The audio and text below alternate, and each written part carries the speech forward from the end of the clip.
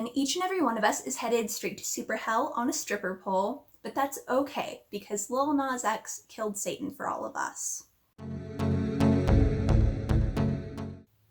Howdy friends, and welcome back to my channel. If you're new, welcome, and I hope you enjoy my content. Today I'm talking about Lil Nas X's newest song and music video, Montero or Call Me By Your Name. You've probably heard about this already through some sort of medium, but if you haven't, Lil Nas X is the Old Town Road guy, you know? I got my horses in the back, that's all that I know, except for the chorus. Okay, yeah, I'll go ahead and quit while I'm ahead there. And look, Old Town Road got me through some really tough times. It's the song I'd sing to myself after I watched a scary movie and was home alone. The ghosts and demons can't get you if you're singing about horses and stuff, right? Montero has a completely different vibe though, and it will probably get me through some tough times as well. Only they're like real tough times, like dealing with religious trauma and owning my bisexuality and just general self-acceptance. Obviously, that opinion isn't held by everyone. So I want to go in and break down the whole situation from the music video to the shoes to the outrage and all of that juicy stuff. Just to have full disclosure and to give you guys all of the facts that I possibly can, Lil Nas X is allegedly connected to a Nicki Minaj stan Twitter account that went by Naz Mirage that had various Islamophobic tweets on the account. While there is evidence connecting the two, as well as connecting him to the new Naz Mirai, I think that's how you pronounce it, account, meant to be Naz Mirage's successor, this has been denied on official terms. The closest thing to an acknowledgement or apology is a tweet which said, "I deserve any hate that comes my way for all of the hate I used to spread if I'm being honest. Just happy I'm not that person no more." Do with all of that what you will. I saw some posts about this and I looked into it and couldn't, in good faith, do this video without acknowledging it first. I personally don't hold celebrities up on pedestals as perfect individuals who always do good things. They're people and they make mistakes. We can only hope that if the allegations are true, that he learned from it and does better in the future. So I'm not a theologian and only know so much about theology in general. Also, I've never seen the movie Call Me By Your Name, so I don't know how much of that factors into all of this. And I know basically nothing about Lil Nas X as a person, so my interpretation of the video may be totally off, but I'm approaching it as someone who grew up Catholic and going from there. We begin with a monologue about the land or world of Montero, which, if you didn't know, that's his real first name. So it's probably meant to symbolize a land where you can be who you are, regardless of anything that is within himself. We see Lil Nas under a tree playing the guitar in an almost Garden of Eden type of situation. There's even the serpent, which is also played by Lil Nas X. He plays everyone in the video, so props for that. And he tries to run away from the serpent, who is seen in Christianity as the devil. Lil Nas falls to the ground, and then the serpent is on top of him, and they start making out. The way I see this is as the discovery of his homosexuality. He runs from it at first, but then realizes that he really can't keep away from it for very long. Honestly, this can be true for anyone of any sexuality because of how strict the church is with embracing yourself in that way, but especially people in same-sex relationships and with same-sex attraction. Looking at you, Vatican City.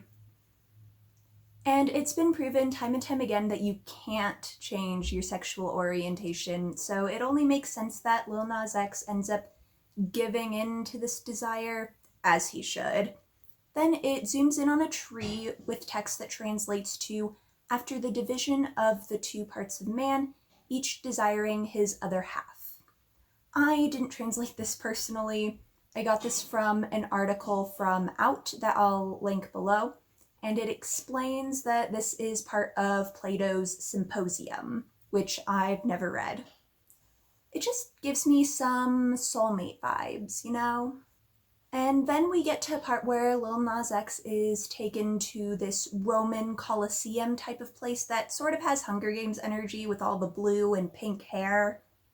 I think Lil Nas with the pink hair and fur stuff is supposed to show that he's outwardly gay, since the pink triangle was what was used during the Holocaust to distinguish gay men. And I think the blue is supposed to represent the inherent straight masculinity that is the majority who judges him in real life, as blue is used in modern day to represent the male sex. Of course, his homosexuality isn't accepted by the status quo, and then he is stoned to death, as was a popular punishment in the past. Then, just as he's about to get into heaven, he chooses to go to hell. Not in the way that Castiel goes to super hell in one of the last episodes of Supernatural, but Lil Nas pole dances the whole way down to hell, as it should be.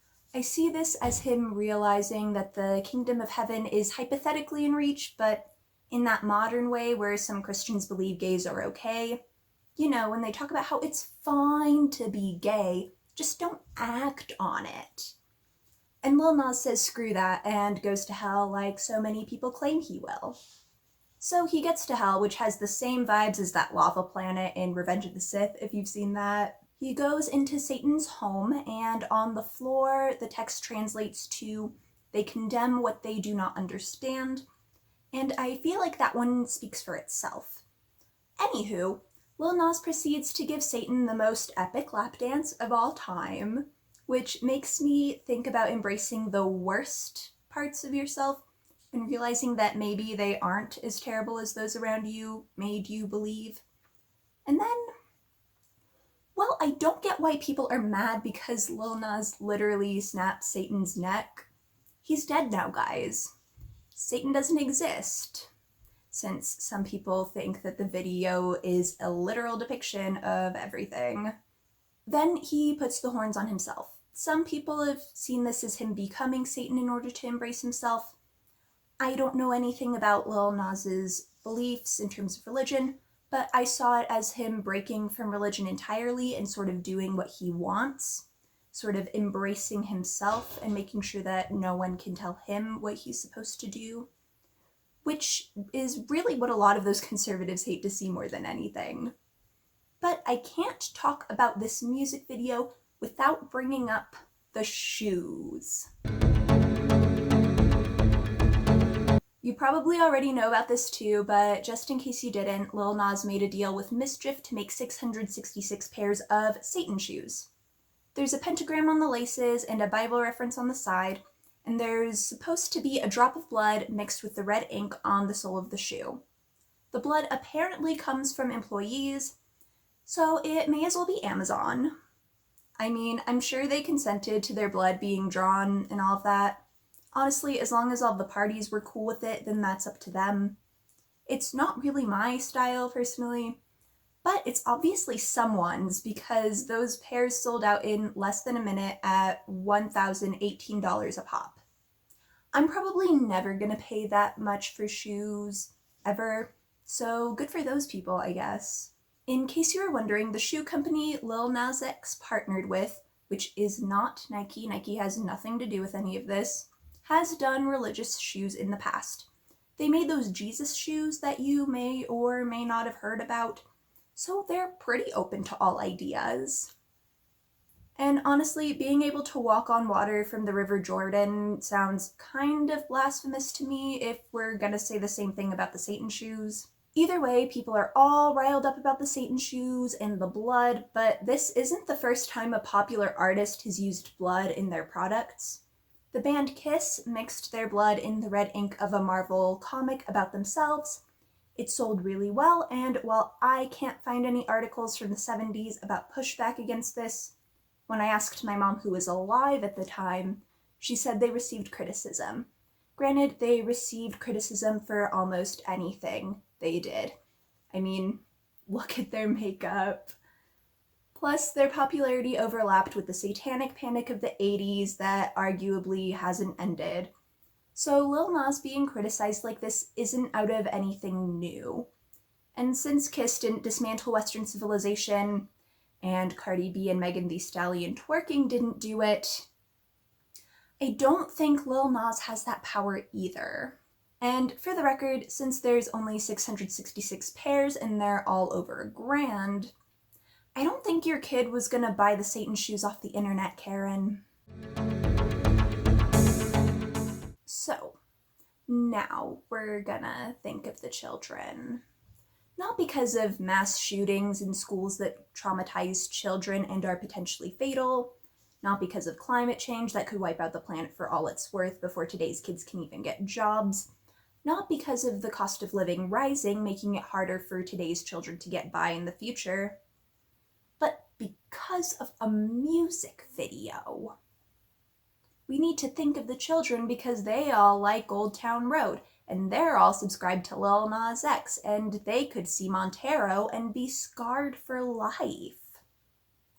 Look, I'm not saying it's a kid-friendly music video. I wouldn't show a 5-year-old this video, but if you're a parent or are in charge of a child in any sort of way, then it's your job to make sure that the child doesn't see the content that you don't want them to. Don't let them subscribe to a rapper who makes music on YouTube that isn't exactly directed at kids if you don't want them seeing this stuff. There's a slew of content that's directed towards them on the platform, including music. And sure, kids might find it anyway, but we all found stuff that we probably shouldn't have as kids. It's not the fault of the creator if the kid finds it. If you're screaming, think of the children in this case, then you're not really thinking about them, you're thinking about yourself. This is a music video and it hasn't ended the world. There's other things that might, but it won't be a music video. Lil Nas isn't making music for kids, and if you didn't like his work, that's fine. It wasn't made for you either then. If it makes you uncomfortable, that's okay too. I'm not saying anyone has to like it. But maybe think about how you address gay people next time if you think the video's an abomination. If you think gays are going to hell, then stop getting mad when they actually do so and put it in front of your face for everyone to see. This isn't the first depiction of hell or religious symbols in media or songs. I do think it may be the first time a gay music artist drew attention to his plight and then garnered outrage. But what's art if it doesn't make you feel something? Regardless of how many governors or parents or gun girls try to say otherwise. Let's go ahead and take a look at Kaitlin Bennett, or Gun Girl, where she just took the straight up racist route. It's this big old Twitter exchange that I'm sure everyone here has seen by now, but I'll put up the tweets if you haven't. And sure, the exchange is fueled by childish insults, but if you've seen Kaitlin Bennett's content, then you know that's the amount of effort she deserves in an argument. But Kaitlin kicks it up from childish to straight up racist as soon as she makes that comment about his father, who is in his life and is very supportive of his son. But you know, she's gotta get in that black equals fatherless stereotype, right? Gotta check off all the boxes. And then Lil Nas finishes off strong with a your mom type of joke. Well, more of a your dad joke, but same difference. It's an iteration of a joke we've all heard. And then Kaitlin Bennett comes back with more racism and a tinge of homophobia. Well, it's a sexual assault accusation, but there have been too many times that a white woman has falsely cried out that a black man was causing them harm where it ends up killing the black man. It's the reason Emmett Till was murdered, and it was the catalyst for the death of Black Wall Street. This is the type of stuff that just has to stop. Kaitlin Bennett's words weren't harmless, and I highly doubt that her intent was so innocent either. I hope that someday she learns to do better, but I don't think she will. So I hope all of us can take a good look at this backlash and her reaction and just do better. What I really hope is that someday all of these people who see the video and Lil Nas X as an artist as something evil and against the church can just take a moment to step into his shoes, or into the shoes of anyone who's been harmed by Christianity, specifically the queer community, It should be a learning experience, not one where so many people plug their ears and shout their own opinions. I get where he's coming from since I grew up Catholic and I'm bisexual. I'm not going to share all of my religious trauma here. I might do it in another video when I feel like I'm ready to talk about some of those parts, but I think I get his message. And if I'm not on the money, well, I really like the stuff that I've gotten out of his song and video, and I'm sure that counts for something. So, in conclusion, each and every one of us is headed straight to super hell on a stripper pole, but that's okay because Lil Nas X killed Satan for all of us. Obviously, for all the backlash that's been given, there have been loads of streams and views for his song. He's more successful than I'll ever be, and I'm sure a lot of you guys can say the same. That doesn't take away the mental impact of all of this for him, I'm sure. He knew that there would be backlash, which he mentioned in a letter to his 14-year-old self. It really shows that what he wants is for people to live as they are without judgment of other people, specifically gay people. And, well, that's the real gay agenda right there. I really hope that this whole thing isn't just a pop culture headline for a week or two before disintegrating into obsolescence, because the song's a bop and the music video's great. It really makes you think. Anyway, if you liked this, I hope you'll like this video and comment your thoughts, good or bad. I know this is a bit different from my last couple of videos in that I'm a little bit late to the Lil Nas X commentary party, but I just had to get my thoughts on this. And thanks to the second Rona shot taking me out for a couple of days, this is when I was able to make it work. But if this type of commentary and analysis interests you, then go ahead and subscribe and ring the little bell so you see what I have next. I hope you have a good rest of your morning, day, or night. Bye.